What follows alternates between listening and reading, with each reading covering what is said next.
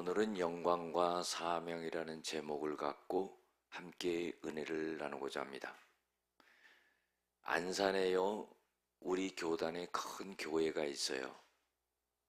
그런데 이름은 밝히지 않겠지만은요, 그 교회에 한 여집사님이 계셨어요. 그런데 그 여집사님은 두 다리를 쓰지 못하고 휠체어를 타고 다니는 그런 분이었습니다.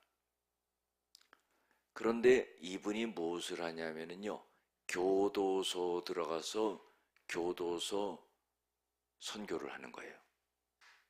그런데 누구에게 가서 하냐면은 사형수에게 복음을 전하는 거예요. 그래가지고는요, 계속 들어가가지고 복음을 전하는데 8년 만에 예수를 믿게 되는 그런 사람이 탄생을 한 거예요. 사형수 중에. 그런데 이 사형수는 어떤 사람이냐? 미국에 가서 유학을 했던 사람이에요. 대학병원에서요, 치과 과장으로 있던 사람이에요. 그런데 뭔가 과실로 인해 가지고 정말 그런 상황까지 온 겁니다. 그런 내용은 다 우리가 알지 못하지만은 좌우지간 사형수가 된 거예요. 죽을 날만 기다리는 거죠. 그런데 이 여집사님이 들어가서 계속 전도를 하니까 그 복음을 듣고 예수를 믿게 됐어요. 그런데 또 좋은 일은 뭐냐면은 이 두 사람이요, 감정이 생긴 거예요. 그래가지고 옥중에서 결혼을 했습니다. 사형수가요, 무기수로 된 거예요. 무기징역으로. 그 다음에요, 감형이 돼가지고 17년형을 받았어요. 17년 동안 옥살이를 하고 나왔습니다. 이 남자가요, 이런 고백을 하는 거예요. 나를 위해서 이렇게 기도해주고 내 영혼을 구원받을 수 있도록 이렇게 힘써준 아내를 위해서 자기는 이제 평생 살겠다고 고백했어요. 그런데 놀라운 것은 이 소문이 쭉 나가지고요, 교회가 또 전도가 되는 거예요. 그런 사람들이 그 교회 다닌다고. 그래가지고는 사람들이요, 보러 오고 그런다는 거예요. 여러분들, 복음을 전하는 그 발과 아름다운 마음이요, 영혼을 구원하는 단계까지도 이르게 되었다는 거예요. 오늘날 교회의 문제가 뭡니까? 교회에 울타리를 쳐놓는 거예요. 그리고요, 교인은 교회 안에만 있는 겁니다. 하나님은요, 우리에 대한 관심이 깊지만은 교회 밖에 있는 사람에게 관심이 있다는 것을 우리가 알아야 돼요. 우리는 예수 믿고 이미 구원받은 자고 천국을 차지한 자들입니다. 그렇지 못한 자들에게 대한 관심과 사랑이 있어야 된다는 거예요. 오늘 성경 본문 말씀은요, 예수님께서 제자들에게 말씀하시기 전 8일 전에 제자들에게 깊이 있는 말씀을 하신 게 있어요. 그것이 그 앞에 나오거든요. 오늘 본문 앞에 나옵니다. 그런데 무슨 말씀하셨냐면은 간단히 세 가지로 요약을 할 수 있어요. 첫 번째로요, 내가 이제 십자가 지고 죽는다, 그 말을 하신 거예요. 그리고 3일 만에 부활한다, 그 말을 하신 겁니다. 두 번째는 무슨 말씀하셨냐면 너희들도 십자가 져라 하는 거예요. 죽으라는 거죠. 나처럼 너희들도 죽어야 된다, 십자가에 져야 된다, 그 말을 한 거예요. 그래서 예수님의 제자들이 다 숨겨 있습니다. 세 번째로 하신 말씀은 뭐냐면은 예수님 당신과 예수님이 하신 말씀을 부끄러워하지 말라 하는 거예요. 이건 뭡니까? 세상 사람들 앞에서 예수님을 말하고 예수님이 말씀하신 그 말씀을 갖다가 전파하는 것을 부끄러워하지 말라. 그러면 인자가 올 때, 예수님이 올 때에 너희들을 부끄러워할 것이다. 그런 거. 참 중요한 말씀입니다. 이 말씀을 하시고 8일 후에 예수님께서는 예수님의 제자 중에서 3명, 베드로, 야고보, 요한을 데리고 산에 올라가셨어요. 등산하러 올라간 게 아니라요, 기도하러 올라간 거죠. 기도하러 올라갔는데 예수님이요, 용모가 변했다 그랬어요. 그러니까 이것이 마태복음 17장에 보면은 예수님의 얼굴이 해같이 빛나고 그 옷이 휘어져 가지고 빛과 같이 빛났다 그랬어요. 그러니까 예수님을 늘 뵈던 그런 모습이 아닌 거예요. 얼마나 놀랍습니까? 얼굴에서 그냥 얼굴이 해같이 빛나고 옷이 빛같이 그냥 광채같이 희게 빛나는데 그 얼마나 놀라운 모습이에요. 예수님이 그렇게 변형된 것을 본 거예요. 그리고서는요, 문득 2사람이 나타납니다. 그게 누구냐면요, 모세와 엘리야가 나타난 거예요. 그리고는 예수님과 말씀을 나누는 것을 이렇게 듣고 있었어요. 듣고 있었는데 이 모세와 엘리야가 예수님과 말하고 있다가 무슨 말을 하냐면은 장차 예수님께서는 예루살렘에서 별세하실 것이다, 이런 말을 한 거예요.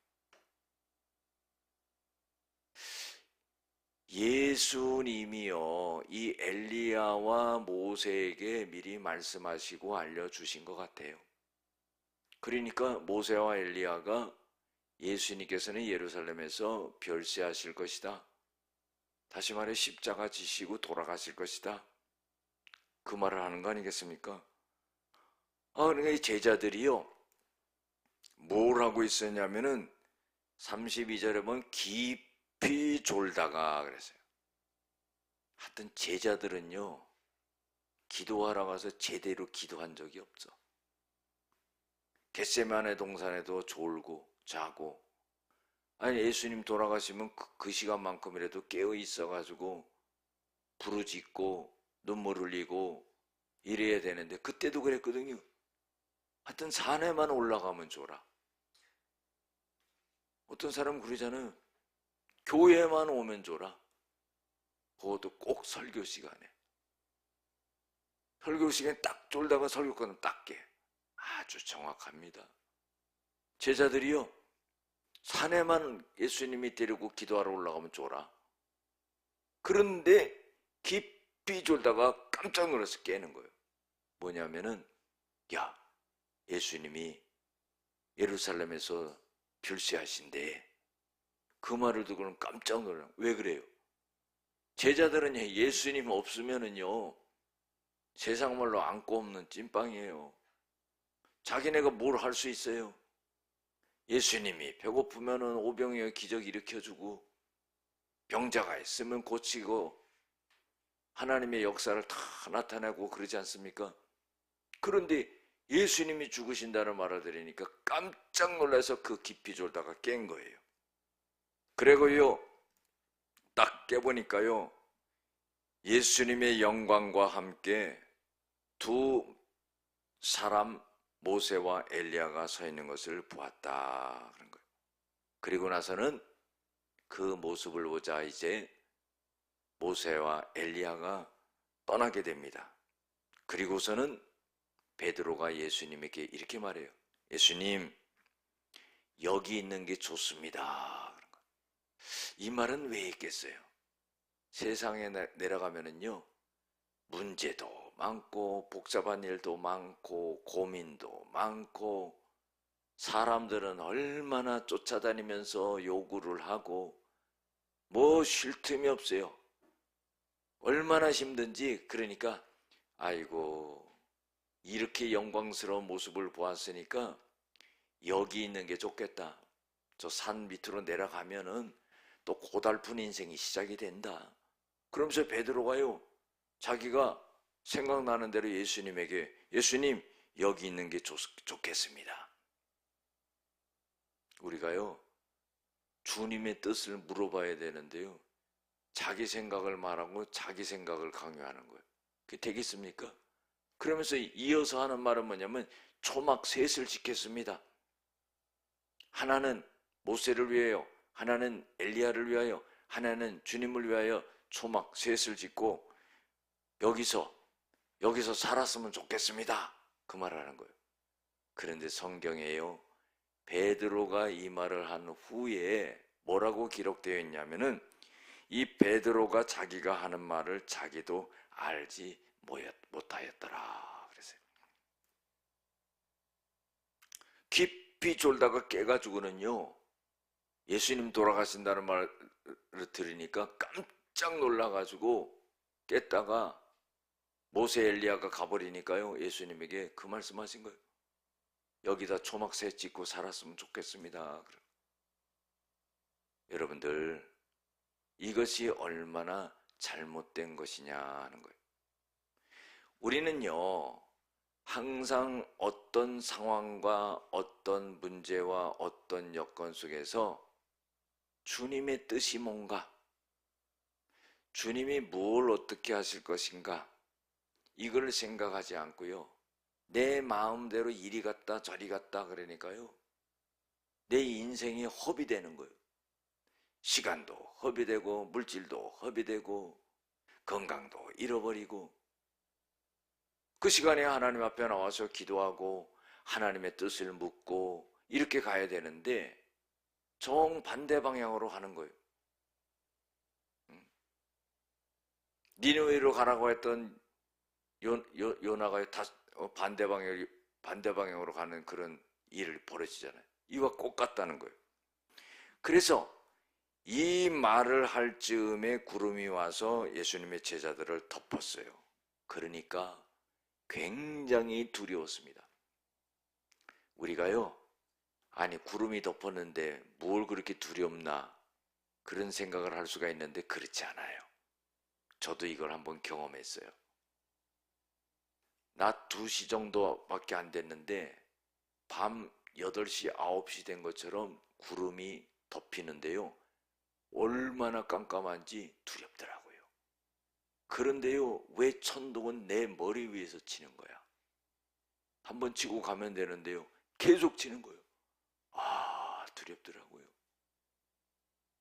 제가 딱 2번 경험해 봤어요. 한 번은 어렸을 때예요.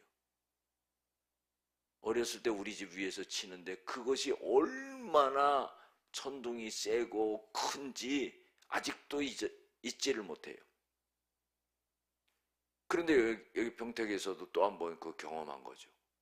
구름이 딱 덮이는데 어둠이 쫙 걸리는 거예요. 야, 예수님이 십자가 지실 때 바로 이런 모습 같다. 두렵더라고요.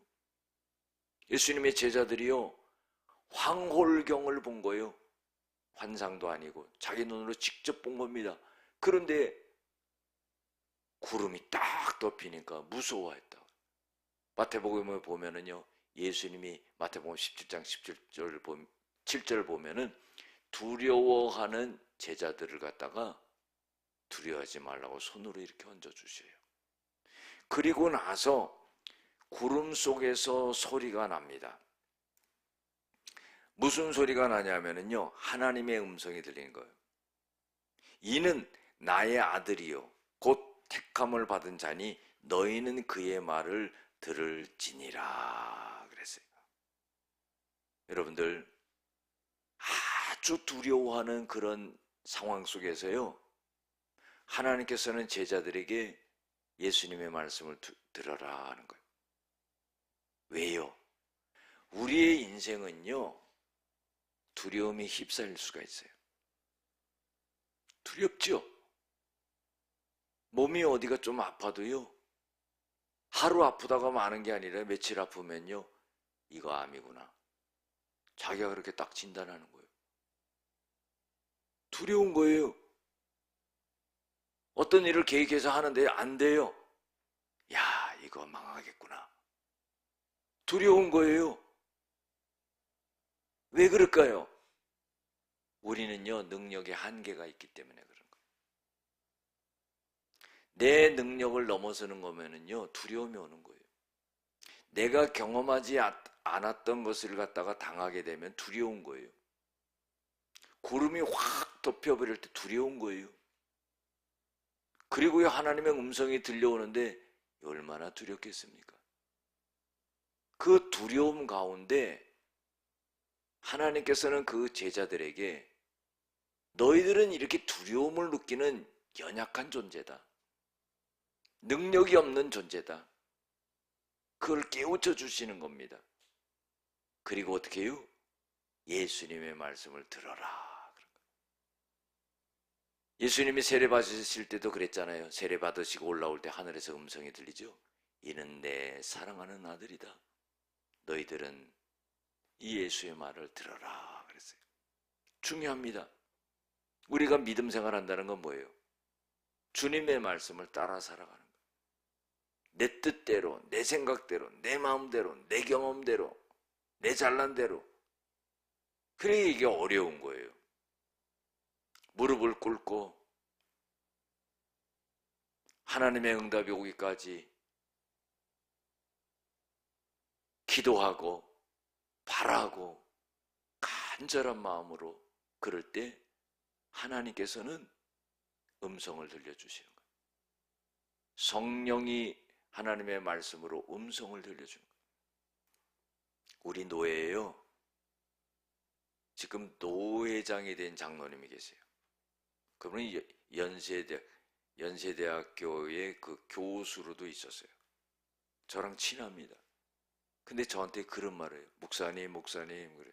왜 그러세요? 자기 얘기를 하는 거예요.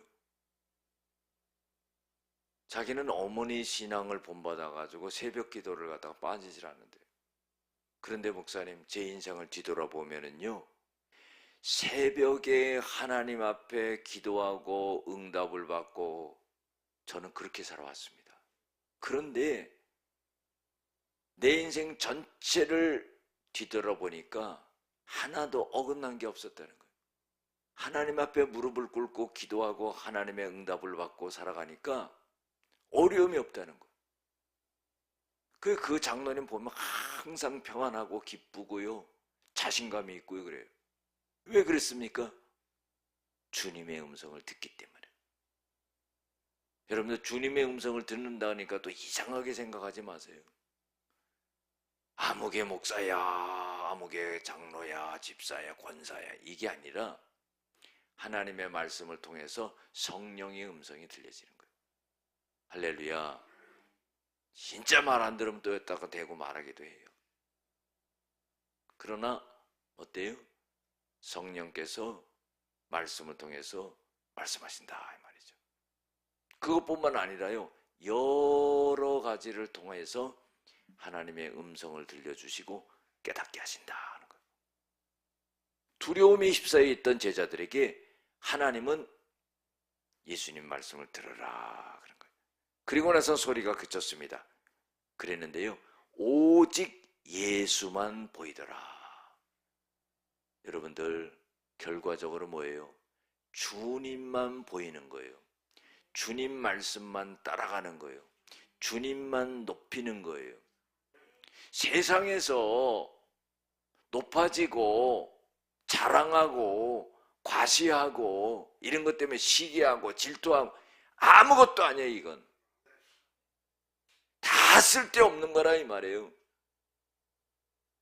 다 사라지는 거라 이 말이에요.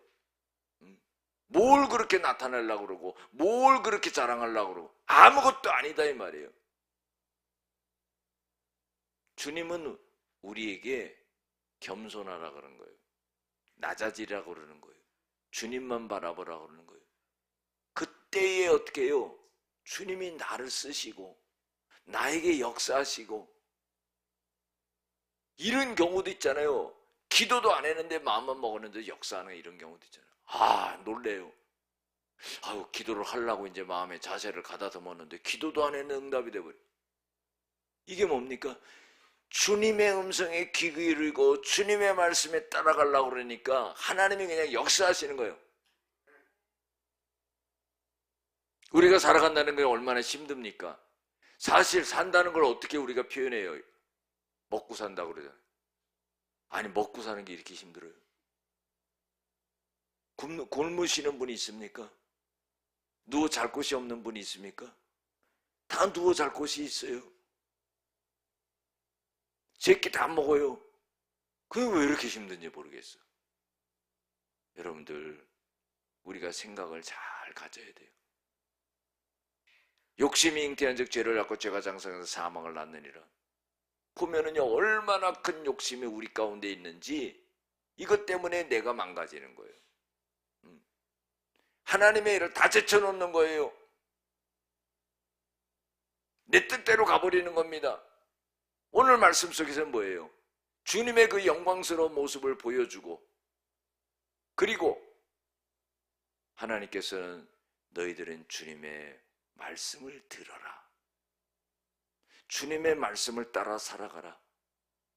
그리고 오직 예수님만 보여주는 거예요. 모세도 가고 엘리야도 가는 거예요. 여러분들, 모세는 율법의 대표자예요. 엘리야는요, 기적의 대표자입니다. 능력의 대표자예요. 살아서 하늘로 올라간 사람이에요. 선지자 중에 최고라고 볼 수도 있지요. 얼마나 대단합니까? 그러나 모세와 엘리야가 대단하고 영광을 받을 사람이 아니라 오직 주님만이 영광을 받을 분이고, 오직 우리가 바라봐야 될 분이 예수님이고, 오직 그 말을 따라가야 될 분이 예수님이라는 것을 알려주고 있는 거예요. 사랑하는 성도 여러분, 오늘 말씀 속에 보면은요, 예수님의 변화는요, 본질 자체가 드러난 변화예요. 이게 무슨 말씀인지 아십니까? 인간이 변해서 신이 된 게 아니에요. 예수님은 참 신이고 참 사람이시지만은 인간이 변해서 신이 된 게 아니에요. 인간이 변해서 그 영광을 차지한 게 아니에요. 예수님은 원래 신성을 갖고 계시기 때문에 본질적으로 갖고 있던 그 신성의 영광이 제자들의 눈에 보였을 뿐이라는 거예요. 그러니까 우리가 신적 존재인 우리 주님을 섬겨 나갈 때 항상 영광을 돌리는 삶을 살아가야 된다는 것을 말씀해 주고 있는 거예요. 또 오늘 말씀 속에서 우리가 좀 의문을 걷는 것은 뭐냐면은, 베드로가요 조막새에 씻겠다고 그랬는데 자기가 한 말을 자기가 알지 못했다고 그랬어요. 여러분들, 말이라는 것은 어떻습니까? 내가 생각하고 마음에 정리하고 그리고 분명하게 말하는 거 아니겠습니까? 근데 자기가 말하고 자기도 모른다는 것은 이게 무슨 말입니까? 베드로는요, 주님의 영광만 보며 자기네도 그 영광스럽게 안일하게 살려고 하는 그 마음이 가득했던 거예요. 주님은요, 세상으로 내려가려고 그랬던 거예요. 왜 그래요? 주님은 영혼을 구원해야 되기 때문에. 그래서 제자들은 그 사명을 잊어버리고 그 영광만을 갖고 주님과 함께 산에서 살기를 원해서 초막셋을 짓겠다는 그런 말을 하는 겁니다. 십자가를 모르는 거죠. 예수님의 부활을 모르는 거죠. 여러분들, 모세와 엘리야와 예수님을 갖다가 동등하게 봤다는 잘못이에요. 그래서요, 예수님만을 위해서 초막을 짓겠습니다 이름을 몰라. 그 세 명을 위해서 다 초막을 짓겠다는 것은 예수님을 모세와 엘리야와 동등하게 봤다는 거예요. 이게 자기가 말하고 이것이 옳은지 그른지도 몰랐다는 겁니다. 얼마나 참 안타까운 거예요. 우리가 그래서요, 믿음 생활이라는 것은 말씀으로부터 오는 거예요. 믿음은 들음에서 나고 들음은 그리스도의 말씀으로 말미암았느니라. 항상 하나님의 말씀을 기본으로 읽기도 하고 듣기도 하고 공부하기도 하고 암송하기도 하고 묵상하기도 하고 이래야 되는데 덮어놓고 믿는 거예요. 그냥 성경을 펼치질 않으니까. 그런 사람 성경을 넘기면은요 5장, 6장씩 한꺼번에 넘어가. 왜? 안 보니까. 성경을 잘 보는 사람은 한 장씩 잘 넘어가는데 이게 얼마나 큰 문제인지. 그리고요 예수님의 말씀을 들어라 하는 거예요. 덜 귀 기울여야 돼요. 하나님의 말씀은 우리 발의 등이요 우리 길의 빛이니이다.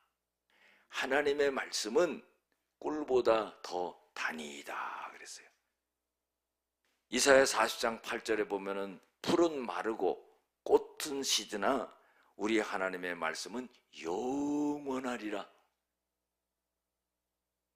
신앙생활이요 뭘 보려고 그러지 마시기 바랍니다. 황홀경 속에 살아가려고 그러지 마시기 바랍니다. 이상한 음성을 들으려고 그러지 마시기 바랍니다. 마귀가 하는 소리를 듣게 되는 거예요. 그러다 보면 말씀을 가까이 두고 말씀을 따라 살고 그 음성을 듣고 살아가야 된다는 거죠. 예수님께서도요 마귀를 물리칠 때 뭐라고 하세요? 사람의 떡으로만 살 것이 아니요 하나님의 입에서 나온 모든 말씀으로 살 것이니라 그랬어요. 그리고 우리에게 가장 귀중한 교훈을 주는 것은요 영광에 머물지 말고요 산에서 내려와서 세상으로 가야 된다는 거예요. 왜요? 영혼을 구원하는 사명이 우리에게 있기 때문이다. 교회는 유람선이 아니에요. 교회는 구원선이에요. 교회는 노아의 방주예요. 나 혼자 달랑달랑 다니는 게 아닙니다. 누군가를 통해서 내가 복음을 듣고 내 영혼이 구원받은 거예요. 복음의 빚진 자예요. 항상 생각해야 됩니다. 그래서 매월 마지막 주간 한 사람씩 꼭 기도하고 데리고 와야 돼요. 기도도 안 해. 생각하지도 않아. 여러분들 먼저 그의 나라와 그 의를 구해라. 그러면 이 모든 것을 더해 주시리라. 내가 해결하지 못하는 문제를 휘감고 거기에 매여서 늪에 빠져들어가는 것처럼 빠져들어가는 그런 인생의 삶이 아니라 내가 늪에 빠져있다 할지라도 먼저 그 나라와 그 의를 구하고 복음 전하는 사명을 갖고 영혼 구원하는 사명을 갖고 하나님의 뜻을 이루 나갈 때 하나님이 내 문제를 다 해결해 놓으시는 그런 역사가 일어난다. 이 말씀을 경험하지 못한 사람은 이걸 이해하지도 못하고요 절대 실천하지 못합니다. 그러나 믿음을 갖고 우리가 행동하게 될 때 하나님 그 역사를 우리에게 나타내신다 하는 거예요. 할렐루야.